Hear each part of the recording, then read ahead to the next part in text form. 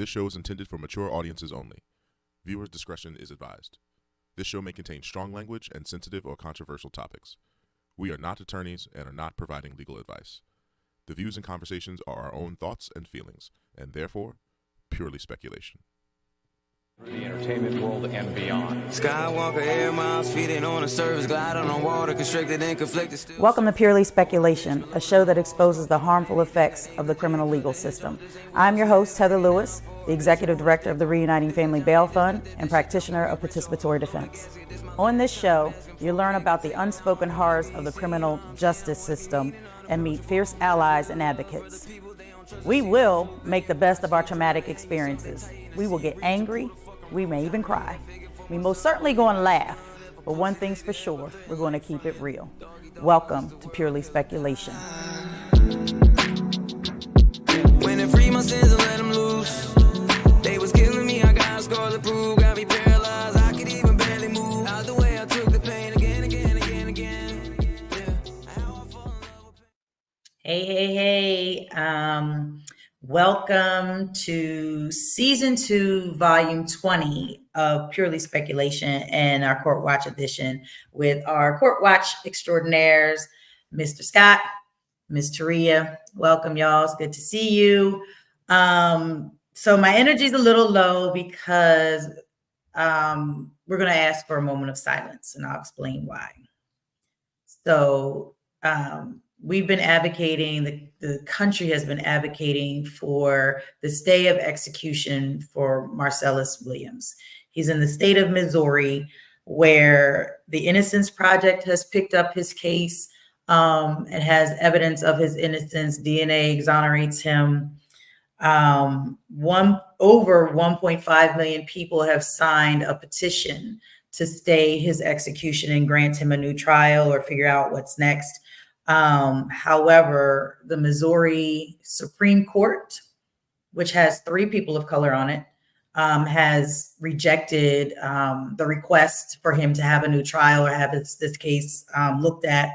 And the governor has rejected the request for a stay of execution. And Mr. Williams is scheduled to be executed this evening. And so we are still praying. We are still holding on to hope. I just saw a video of his son, which has the horrendous task of watching his father be murdered by the state of Missouri. So I cannot imagine sitting in that room like we saw on television where, they're literally watching them murder his father. So prayers out to the family of Marcellus Williams as they are counting down and praying for a miracle that a stay will come at some point. But it's just horrific that, the death penalty is still an option in some states, especially when there's evidence of innocence and they choose to ignore it.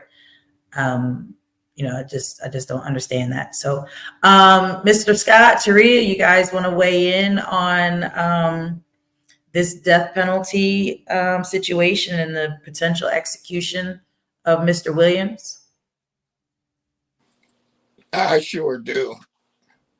I mean, they found that a lot of the evidence that they used to convict him was manufactured. They found that people who said he wasn't.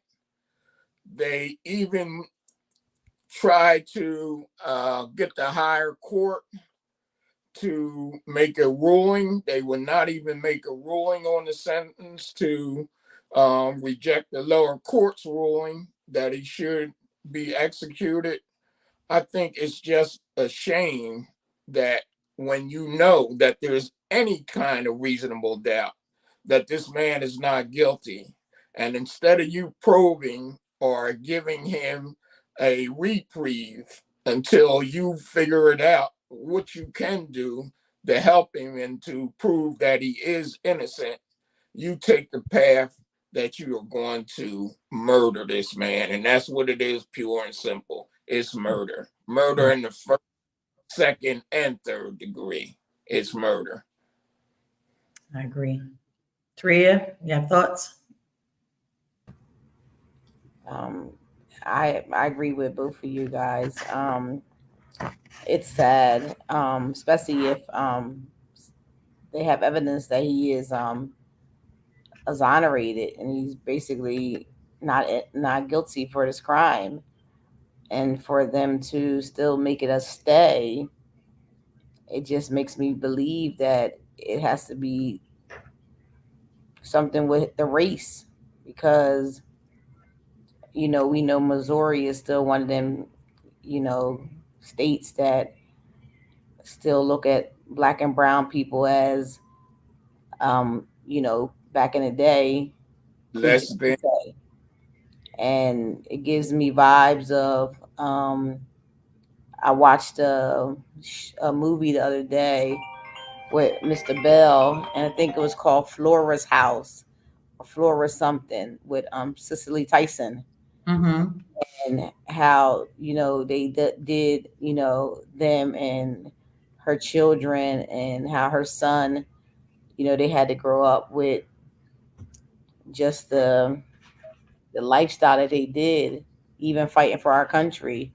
Mm-hmm. Still didn't get respect, and at her old age, she had to end up being a maid of a man that tortured her from back in the day. Right. He wanted her to be the maid for his mother, till she died. So it still goes with racism across the board. I believe it got to do with his color. And we already know that black and brown people in the Supreme Court justices are not their Uncle Toms. I'm going to say it like that. Go keep it real. Keep it real. And at the end of the day, that's why I say that sometimes it don't matter if you got a black and brown person on your jury box. Right. And sometimes they make the worst decisions more than the Caucasian people. Right. And I'm just hoping, like you said, and I'm just praying to Allah that this Mr. Williams gets Allah sees all, he knows all, and I just hope that something comes and intervene and them to stop this from happening, because to me, executional, like Mr. Scott said, is definitely first degree murder at the highest. It's like you're playing God, and I never believed in a death penalty, no matter what you have done or what kind of crime you have committed. Right. Yeah, it's just so wild. Hey, Juju.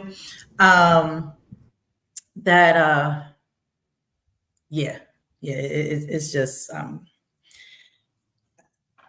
it has me at a loss for words. And so back and forth with this long enough to really, if they were going to exonerate him, I know he's not going to get that 11th hour reprieve, but if they really looked at all the evidence, they seen exactly what has happened to this man, how the evidence was made up, how a lot of people lied, then even just one inkling that this man not be guilty, they should hold up this execution. Absolutely. Even project, they couldn't do anything. Right. And even the DA has gone so far as to say he's innocent and request the reprieve. So it's like there's no one denying the fact that that's what's supposed to happen. And it's like, okay, what could the strategy be? Like, what is the purpose of, like you said, like they're just doubling down. Like, we had talked about this. We've been talking about this for a while now because we knew this was coming. And we're like, well, the Supreme Court, they don't want to hear it, but the governor has the power of the pen to make it happen. Like he can stay this execution. He has an opportunity to save an innocent man's life. And the fact that they refuse, I just can't imagine what what the purpose would be, other than to, I don't even know what the message is. Like, you can't, there's no message of like, we're tough on crime, because this isn't a crime. He's innocent of the crime. So I'm confused as what the message could be, behind them not even trying to hear it again, or give him another trial, or, look at all this stuff. Like, I just I don't get it. So, but yeah, we will definitely stay, watching this and see if there is an 11th hour reprieve. That would be such a blessing and a miracle to the family. But the son is preparing to sit and watch his father be murdered. So moving on, we have, Taria, do you want to, do you have updates on some of the hearings that we've watched? I know the three men had their trial last week, that for the murder of William Carter. I guess they're awaiting sentencing now. I don't know if they were. No, well, two of them, and I didn't understand this. I didn't understand this whole sentencing situation with how they did sentencing. I wasn't able to be present due to some personal reasons, but I was able to get updates every day of what was going on during the trial. Right. First and foremost, I had already told majority of people, family members, and things like that involved in the case that it wasn't going to be 9 days. We have never seen a trial down there for 9 days. Right. There wasn't enough evidence for 9 days. It just was, they just say that just in case something comes up, or, emergency happens, and they just give that leadway. But I was a little confused too after they was found guilty on all charges. So like we had thought, and what I did think is that they do not charge you with two different crimes now. I guess they changed that a while ago. So the charges were split. So the 18-year-old, the shooter, was charged with first-degree murder, plus the gun charge, plus the conspiracy to commit robbery, and arson, if I'm not mistaken, for burning a car up. Right. And then the other two defendants was charged with second-degree felony murder, conspiracy to commit robbery, and conspiracy to commit second-degree murder. They were sentenced to life imprisonment 2 days after the trial. I don't know why it was a 2-day stay. Right. Sentenced on that Thursday instead of just getting sentenced that same day. I don't know if the lawyers wanted to do briefs. I don't know why they did it like that. Right. But they were sentenced 2 days after the alleged after the guilty plea, and they both got life imprisonment plus 7 to 20 years behind it. Now, I do know that some of the argument was that the lawyers stated that right now on the PA Pennsylvania Supreme Court's desk, it is a big hearing coming up on either 10/9 or 10/10. I don't know exactly the date, 2024, that they're trying to overturn second-degree murder. Right. And bring it back to numbers. I know that it's only 2 states left out of 51 states that are left that still do second-degree murder as a life sentence. And that is Pennsylvania and Wisconsin. Everybody else has overturned their second-degree murder to just numbers. I understand. In my understanding, Governor Shapiro is for the turning of the numbers, and from what I'm seeing and the information that I gathered is that they are saying the maxima is 40 years that you give someone, and the minimum is 20 that you give someone. Okay. On a second-degree murder, to give them another chance to be out here to be rehabilitated in life. Right, redeem themselves. Yeah. Now, my understanding is that the 18-year-old shooter is not going to be sentenced until late November. So I guess they're doing a PSI for him and a PPI. I also was told that he can only get 35 years as a maximum sentence because he was allegedly 17 when the crime happened. Right. So due to juvenile overturn a life imprisonment where juveniles can no longer get life in prison after under 18, that's why he only is being sentenced to up to 35 years. Right. So Carpenter has to make a decision to what he believes he should be sentenced to. Right. Some are saying that they don't think Carpenter's going to go over 25. Some said that he might go 30. And then some say he might go to max 35. Right. Right. And it all depends on, it's all in his hands.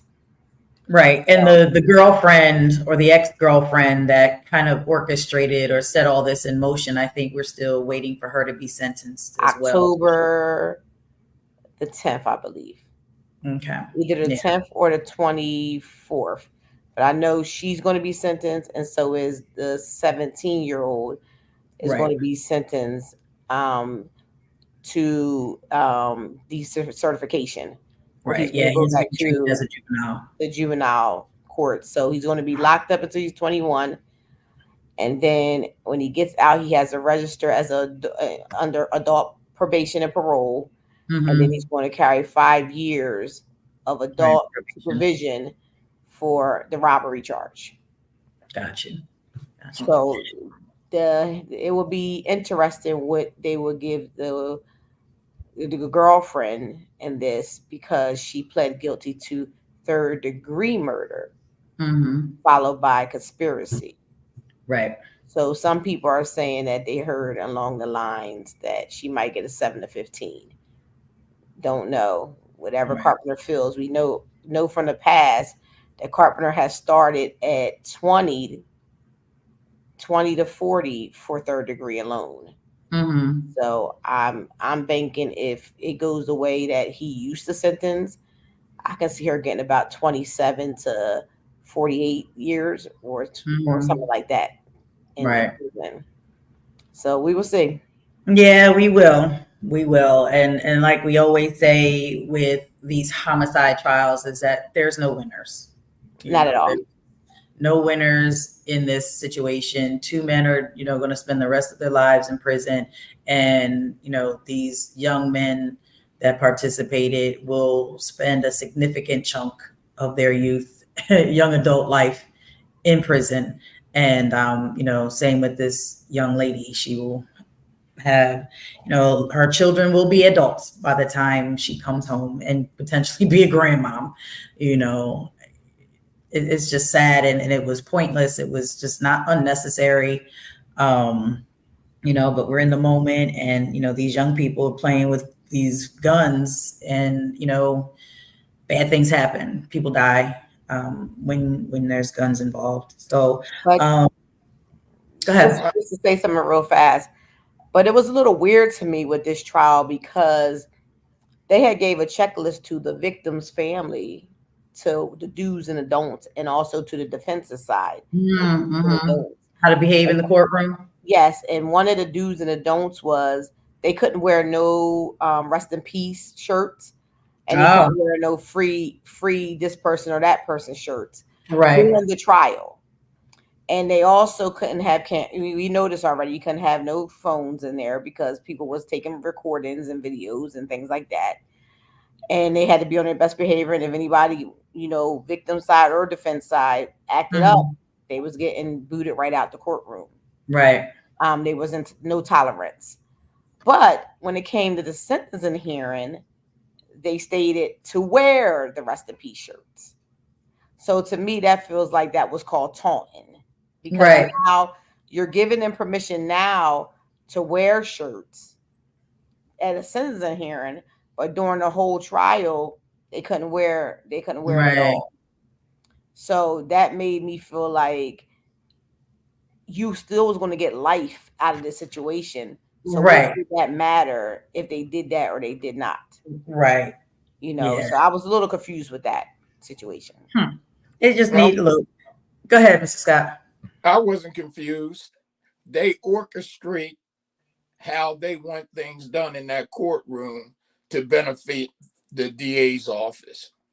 And I was upset that the person who orchestrated this whole fiasco, this young lady, put all these people in motion for this young man to die.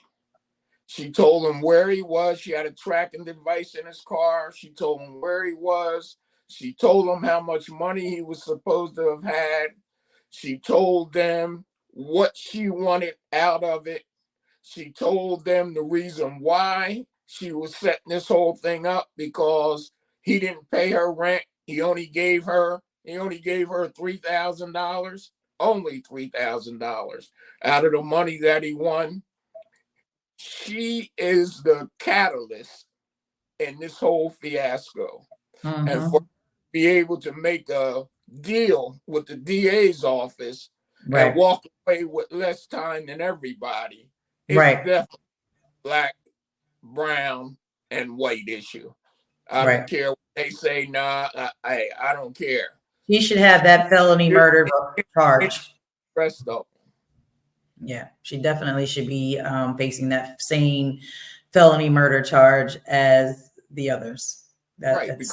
Wouldn't even happen if she hadn't called and set this whole thing in motion. Them brothers knew nothing about what was going on with him winning money, him not paying her rent. They knew nothing about that until she put those things in motion, because she knew that she was out of the picture.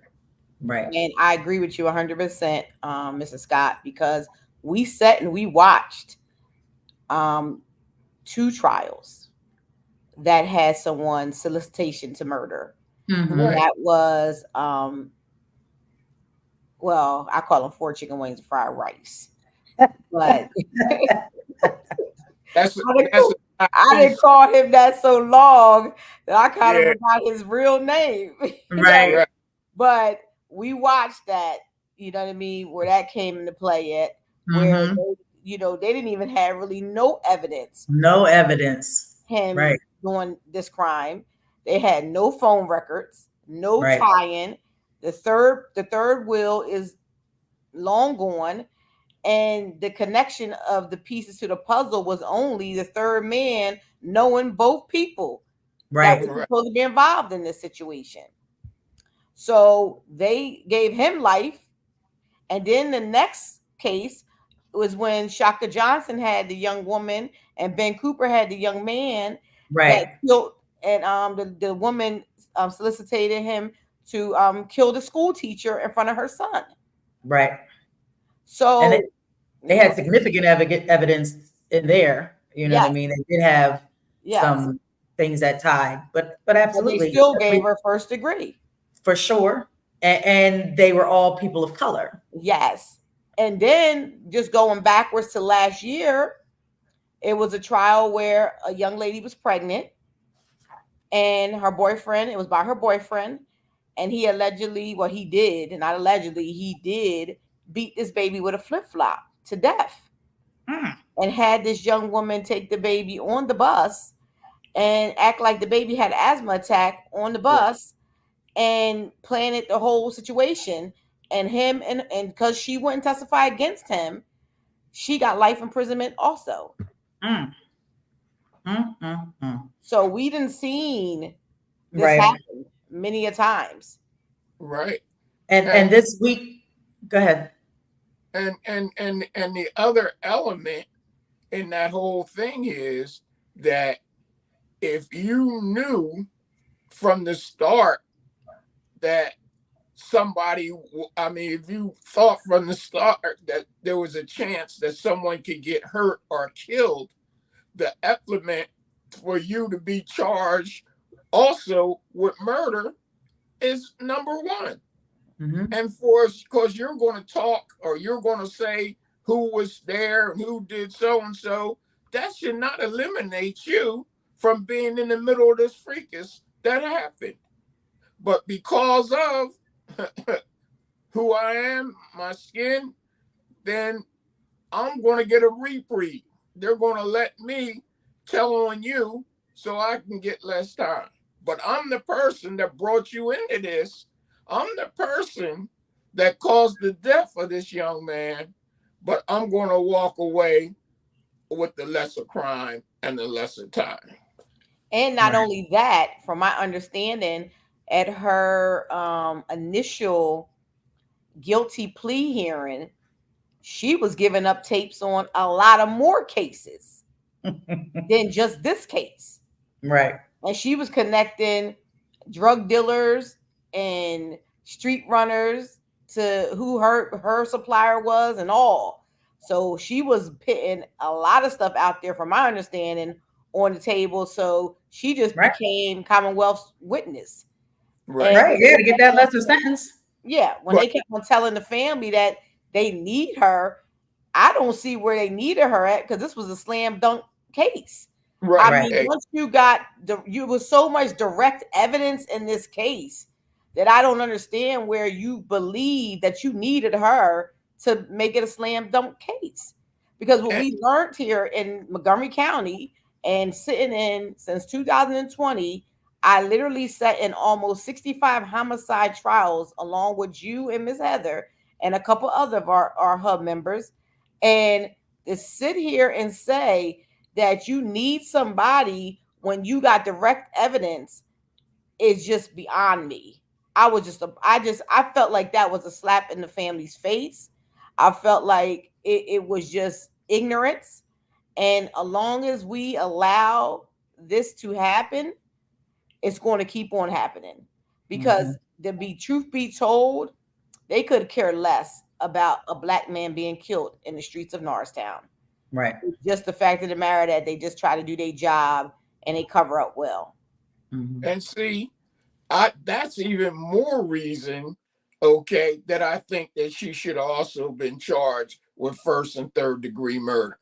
Because, you know, they acting like she was some innocent young lady who got caught up with a bunch of brothers and was way over her head in this type situation. When she got to court, she started telling you who's who, what guy is doing this and doing. If you were removed from all that type of action, how can you come to court and tell them what's going on and who's doing what and how, unless you were in the mix?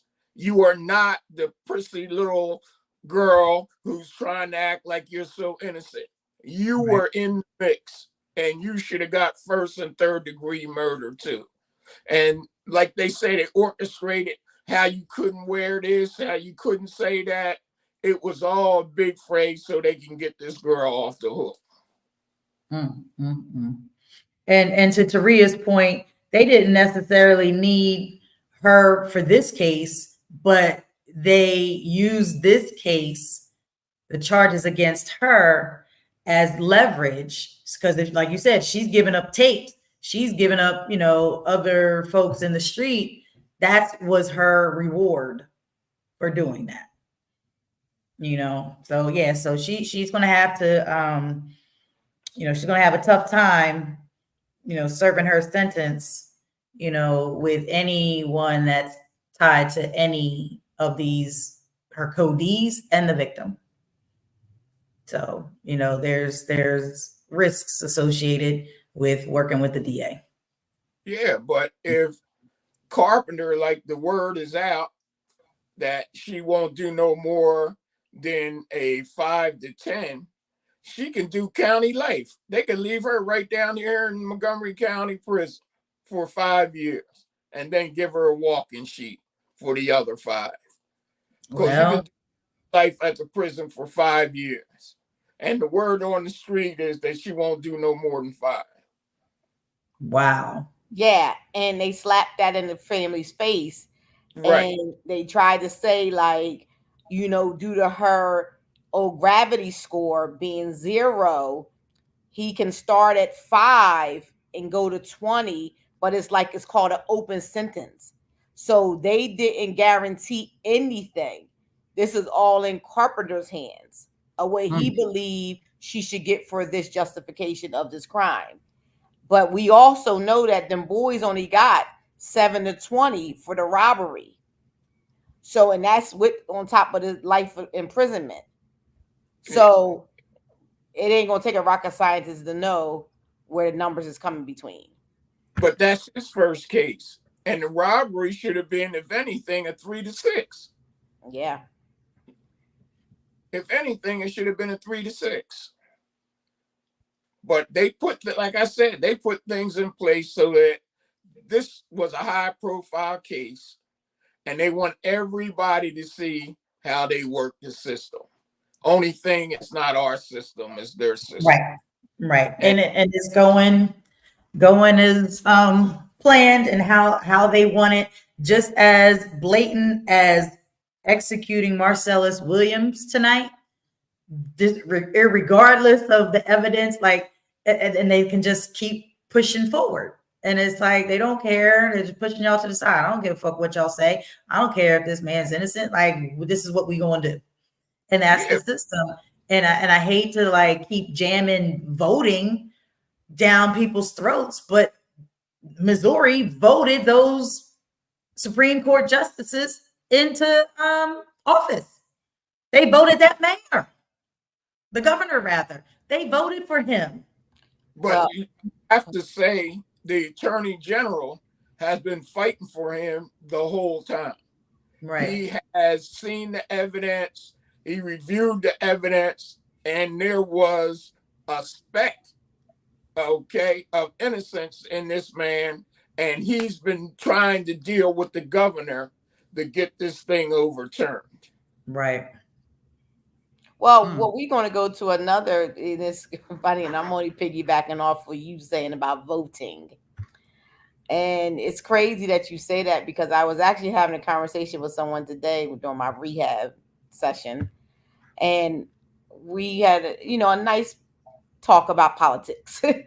And I was asking him, what does he think? And he said, in reality, he thinks Trump's going to still win. And he said, and I asked him, why? And he said, because they know under him, he said, even though he's sarcastic, and he said, I don't really care for him, we know what he's bringing. But we don't know what Miss Harris is bringing. So I say to him, so you want to go back to racism? Right. You want to go back? That. Oh, and another thing he said is, it was no wars during the Trump era. So I said, well, do you know that wars bring money? Right. That brings revenue. And he said, yeah, you're right. I said, so you'd rather go back. He said, if he just shuts his mouth, he'd be okay. And I said, well, let me tell you something. This president, this former president, has been 2 attempts on his life. Now today, a third person has been locked up for threatening to kill him. We have not had an assassination of a president in years. Right. Decades. But what makes me, and don't get me wrong, I don't want to see no one get assassinated. But what makes me feel a little bit better is that it's not no black and brown person that's trying to do it. Right. It's people of his own color. Right. And some of them of his own party. Right. But what I'm getting to say is that we started to talk about, so I said to him, I think that it was wrong that he made a war against the Haitians. Right. To me, it was like a hate crime. Absolutely. Like he lied on them, and now they're being threatened and everything, and it's not fair. And it was ironically funny that when I came back into my room after my therapy session, that I went to the news and they said that the Haitians went and filed a criminal suit against them and J.D. Vance they got about 8 or 9 charges to why they should be locked up for this false information to the public. Right. And J.D. Vance admitted that they lied. Right. That's the thing. He's like, if we got to tell stories so that we get press, we're gonna do that. Right. So I just want to see how they're gonna move out on this. That's all. Right. That's what my point. I want to see that that is a hate crime, because these people are being targeted behind these lies, and it's not fair. Absolutely. And, they shot up Kamala Harris's one of her stands today.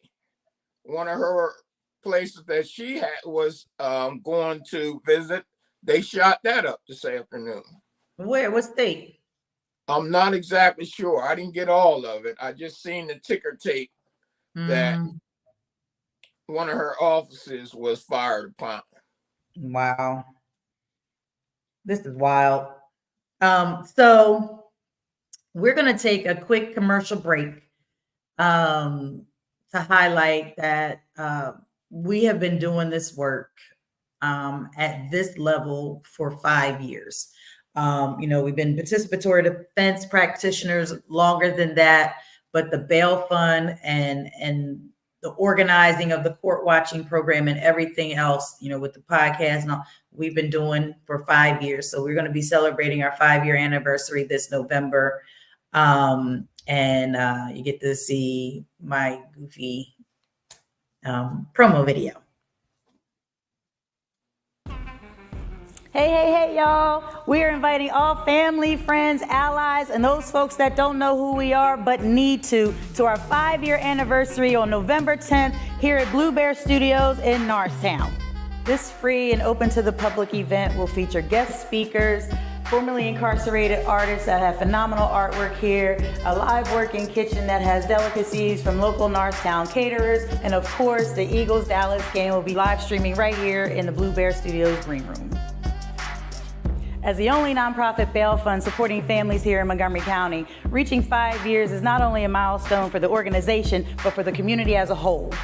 To become a sponsor of this historic event, please contact us at the information below and become a part of the movement as we continue to fight for the reform of the criminal justice system.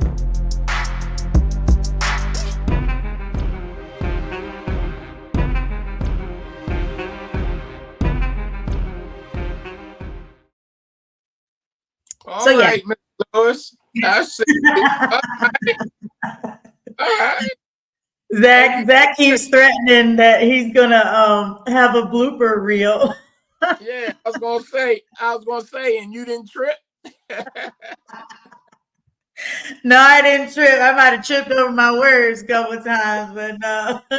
It was a lot of fun, and yeah, it turned out pretty good. So we're really, really excited to have folks, community members, elected officials, whomever. If you're curious about what it is that we do, why we do what we do, meet the people that have, I don't want to say benefited, but have improved their lives because of our support.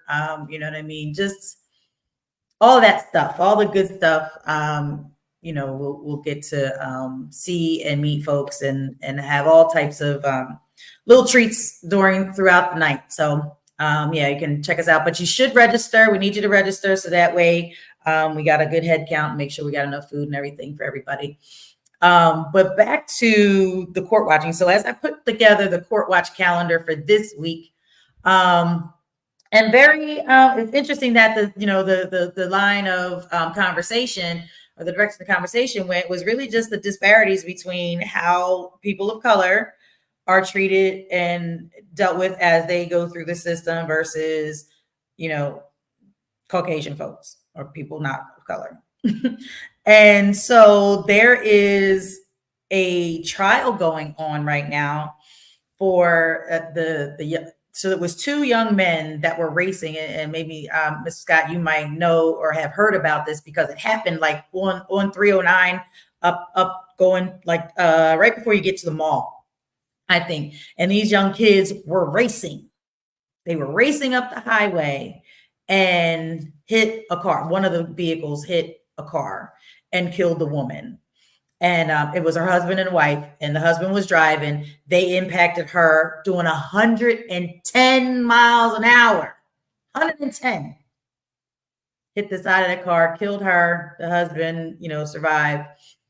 His trial is going on right now. So his charges are like death by vehicle, racing, exceeding, what have you. Right. Their bail. Anybody want to take a guess at what their bail was? Sure. $1,000. No. Three, you want to take a guess? I know they didn't walk out. I want to say the ballpark of probably between 10 and 50,000.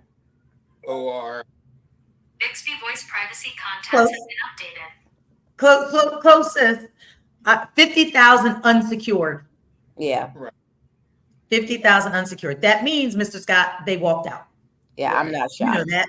We know Right. that. But just for the public, 50,000 unsecured. They were speeding in the commission of a crime, right? They're 110 miles an hour. They T-boned them on the Right. passenger side. And the husband survived. I don't think he was badly injured, but the wife passed away. And so his trial is happening now. The young man that was racing in the other car that didn't hit the car, he took a guilty plea, so he's waiting to be sentenced. I think they're probably going to wait to sentence him till after this trial. So this trial, we'll try to catch it. And yeah, these are two young white kids, 19 years old. Again, With money. yeah, I don't know how much money. They didn't need no money. They could have been broke as a joke. But They see, didn't need money to get free. let's back that up, though. Okay? Let's back that up. They had no intent on killing this woman.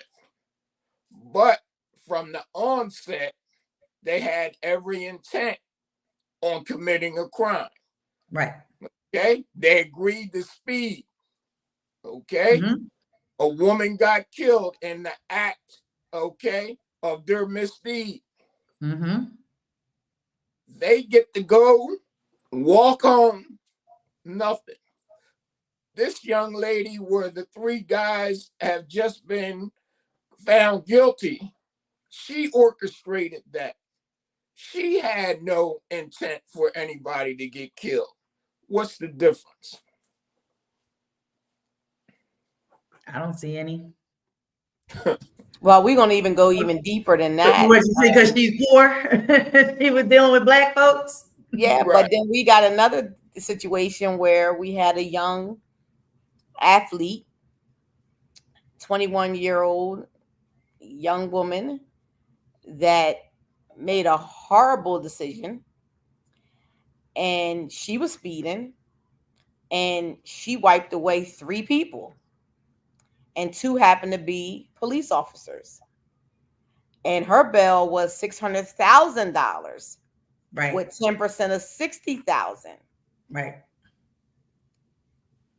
And she didn't have unsecure. Nope. Hers was 60,000 cash money. Let me say this to you, Taria, too, and because that's the difference between, because Montgomery County is the only county that still has that as an option. Philadelphia is automatic. So whatever bail they give you, it's automatic 10%. Same with Bucks, Chester, Delco, like the surrounding counties, all are like that. Montgomery County is the only county that still has that discretion. If we were 10% straight cross, so they'd be $50,000, 10%. You know what I'm saying? And they would have had to come up with $5,000. Might not have been difficult for them or their families to get it, but that's a lot of money for, poor people. Well, I tell you that I know a case right now that I bought to us. A young man just graduated from high school, be 19 years old in December, and he got caught with 40 charges. They charged him with 40 charges of aggravated assault and simple assault, harassment, disorderly conduct, 40 times. And his bail was $100,000 cash. And his family had to put up, I believe, 25 or 30,000 to the Bell's bombing to get him out. And they're not going to get that back. And this kid ain't even do a traffic ticket. Right. So he paid. So his parents had to pay 30,000, almost 30,000 for bail, and then turn around and pay a lawyer almost 25,000 to 30,000 for the case. Right. And the lawyer is not guaranteeing a walk in the park. Not at all. Not at all. So at the end of the day, we just know, I'm just wondering, and this is my thought process. I'm wondering, when they're doing these bail reviews, where are they going off of? Right. Because they definitely cannot go off of someone's. Are you chocolate or are you vanilla? Is it chocolate or vanilla?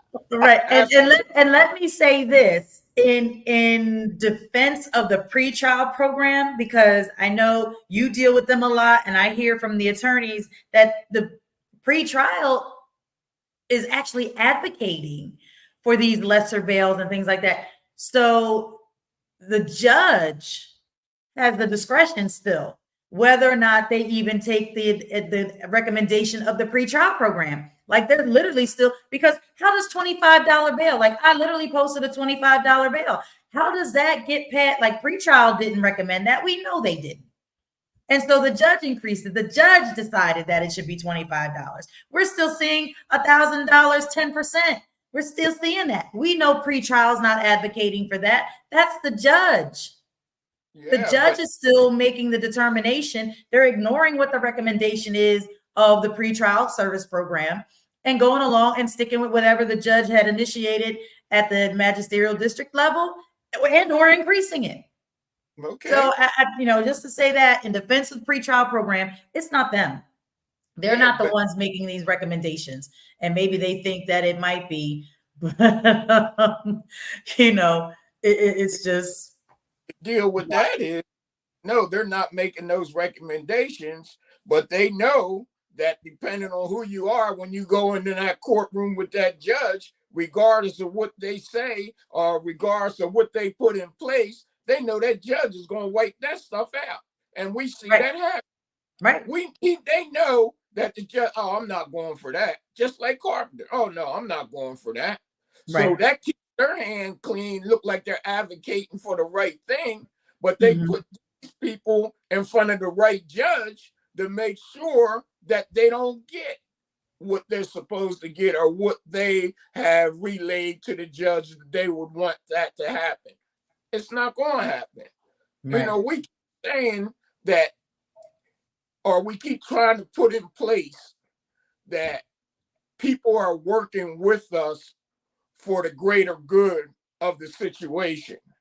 But people are working with us because they know that behind the scenes, what the greater good is going to be. And the greater good is not going to be us. And they know that from the door. But if it looks like a duck, it walks like a duck, you know what it is. And we keep trying to right or wrong. And every time we put one thing in place to try and handle these situations so that the things like this young man and the $100,000 bail and so on and so forth don't happen to the next person, they put something else in place. And they always tell us to our face, oh, it wasn't us. Hey, we tried to do so-and-so. It was the judge. Just like the cops say when they take you into that preliminary or into the MDJ. The MDJ wants to give you $1,000. Oh, no, they let the cop tell them what bail they want. Oh, no, don't give him no $1,000. Give him $5,000. When you know he can't pay. He's on the street with a cup and a sign. How is he going to pay $5,000? Absolutely. But you don't want him to pay $5,000. You want him in jail because he's a nuisance to you, messing with traffic down on the corner. So you rather have him locked up. But then you blame it on the MDJ, not the cop. Right. So these things are going to keep on rolling until, like you were talking about earlier, we were saying about voting. We got to do our due diligence. We got to find out undercover who we're voting for. We have to see what their record is. Mm-hmm. We have to see what they have put in place before now. Before they were running for office, who were you? Oh, yeah, now you're going to try and be squeaky clean because you want to look well in front of the masses. Right. But what were you doing behind the cover before you came out here and put your face on that poster? That's what we have to be dealing with when we deal with these judges and even down to the lawyers. We know what they do. They take your money and run. So we have to be better at doing our due diligence before we get in there in front of these people. So let me just say something real quick, and I'm going to be quiet. So back to the bail situation. This young man, I kind of alerted, the family, like, don't bail him out, with the 100,000 yet until he go through a 24-hour review, because we know that they do a 24-hour review. And sometimes pre-trial tells you that when you call up there, they say, don't bail him out yet, because then, tomorrow the bail could go down or the bail can go up. And then if you bail the person out for this amount today, then tomorrow, like say the bail goes up to 150,000. So now you done bailed out on 100,000. Now you're being rearrested for $50,000 more. So this young man was trying to his lawyer was trying to advocate for him for 10%, what Heather just said with Philadelphia. But they denied the 10% both times. And the reason they denied the 10% is because they claimed that they gave the brother a 10% bill, when this is two different cases. So I can't get 10% because basically you're saying what you gave my brother a free 10%. So you feel like he got 10%. So now you want me to go a different way. And I just don't think that's fair. Because what my brother do don't make me do the same thing. We're two different people. Correct. But like you said, that's where we're standing on, the law. Yeah. So this is really, really wild that this is happening in real time. And I'm gonna really try not to cry, but they executed Marcellus Williams. Yeah, they said 8 o'clock. Well, they followed through with the murder of an innocent man. And Wow. We just pray for his family and the state of Missouri, that this brings forth some serious change in their leadership, their elected officials. And that's my what the fuck moment. I had another what the fuck moment. But yeah, there's nothing that that's going on. And there's some really sick shit going on in the criminal legal system in all of the states of this union. But nothing trumps the murder of an innocent man. Sons and daughters, grandkids, sons and daughters. We got a hard road to hoe if this man gets reelected. Right. We are in trouble. There's going to be a lot of Marcellus Williams on the blank. If we don't do our due diligence and do what needs to be done, hey, we're in trouble. Right. We are in trouble. Yeah. And when the fuck are we going to wake up to stay out of these court systems? Mm-hmm. When the fuck are we going to wake up and know that your rights are to help the next person? Your rights are to continue the fight. Even when you're knocked down, you got to get up and fight again. Because if we don't, our grandkids, younger kids are going to suffer through the same madness, even worse.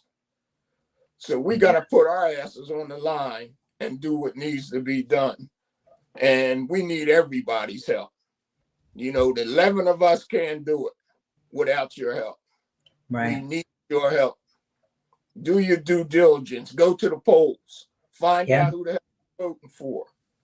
And the biggest reason, think about why you're voting when you look at your grandkids.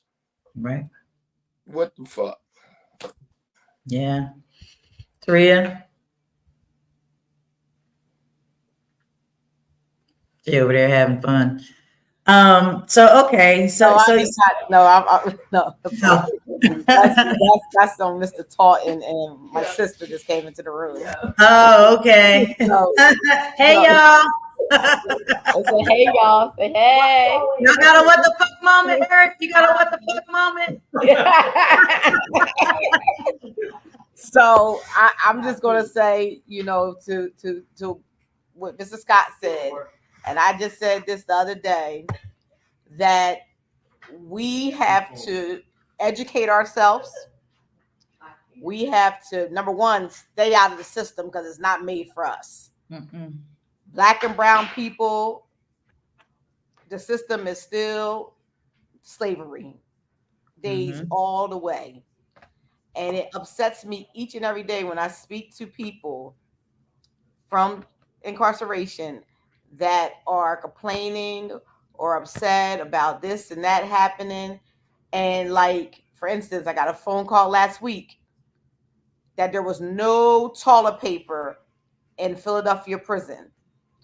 And they were using t-shirts to wipe their behinds. Like, if you don't know how they're being treated. And then I got another phone call that CFCF had no staff. Inmates was being unmonitored for the night, and they found an inmate dead the next day. So what do you expect? Right. So all I can say is that my what the F moment is, when the F are we going to get it right and just stay out of these people's way? Right. Let me tell you something. Like Mr. Scott said, we gotta watch who we get in the office because they look good on campaigns, papers, but when they get in there, they do the total opposite of what they said they're not going to do. Right. Yeah. So, And a message to these kids, like, if you're doing these things because you think life on the street is hard, you think life out here, life in your home, life with your parents or guardians or whoever you know what I mean, you're taking this journey called life with. If it's so hard for you here, how much easier do you, like you just said, they don't have toilet paper. They didn't have air conditioning. They don't have heat. They got rats, roaches, bed bugs. So if you think it's hard out here, what makes you think it's going to be any easier on the inside? You know, and so yeah, we're gonna wrap this up because my head is hurting now. Thank you to everybody. Huh? My heart is hurting. Yeah, definitely. Yeah, my heart is hurting too.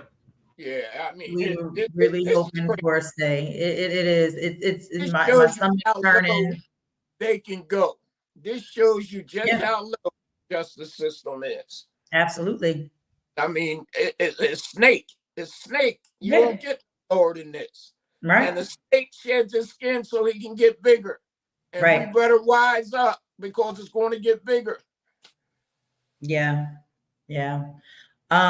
So yeah, we just gonna we're gonna end with a moment of silence for the brother, our comrade Marcellus Williams and his family. You know, we'll see y'all next month.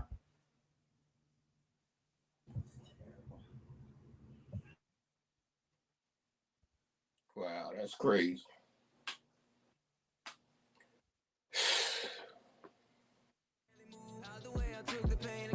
Thank you for tuning in to this episode of Purely Speculation.